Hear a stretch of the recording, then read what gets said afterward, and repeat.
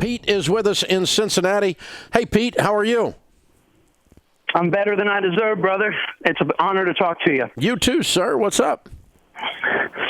I have one big question. My wife and I have been doing your plan for about 4 years now. It's been a huge blessing. We got out of about $100,000 of debt, and we've saved up 3 to 6 months, which is good because I'm changing careers here in about 2 months. But my parents are in a very bad financial situation.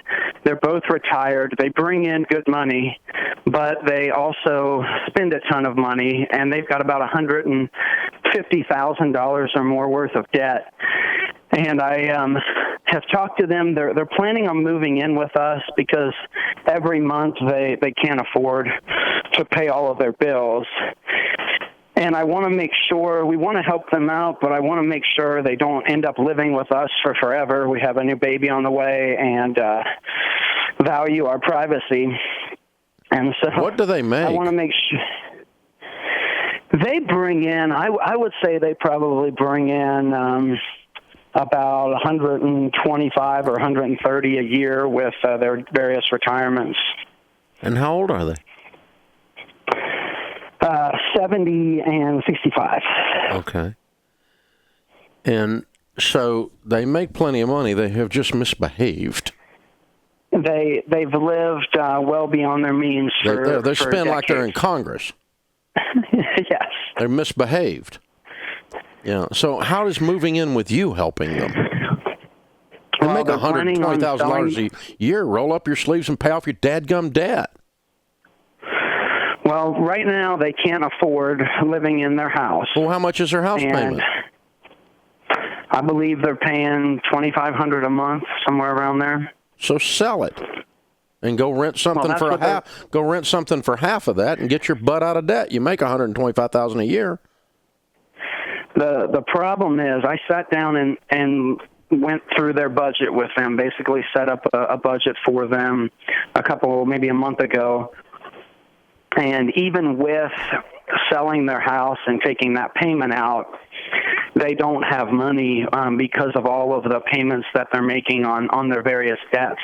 Mm-hmm. And so I set up a plan with them. What do they owe on? What do they owe on cars? They owe, I think, about $15 on a car, which they are telling me they will not sell. You do not let these people move in with you. They are not. They are misbehaving, and they are not dealing with the core problem. You want this more than they want it. Well, that's very true. My wife keeps saying that very thing. Yeah, this is not good.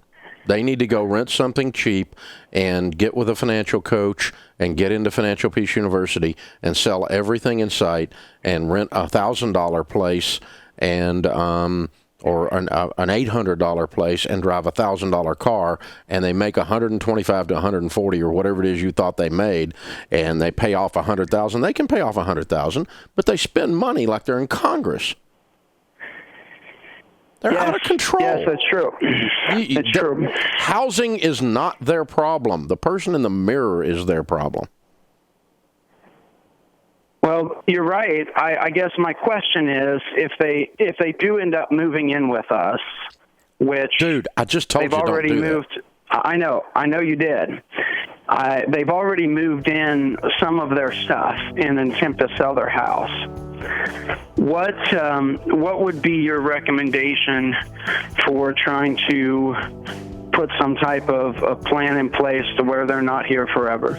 I would put heavy requirements on them that they sell the car and that they be on a budget. They go through Financial Peace University and they go see a financial coach, and that all happens in the first 30 days, or you need to look for a new place.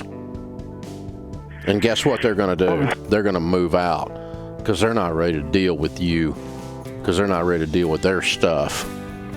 And you're not going to be strong enough to do that. That's what your wife's worried about.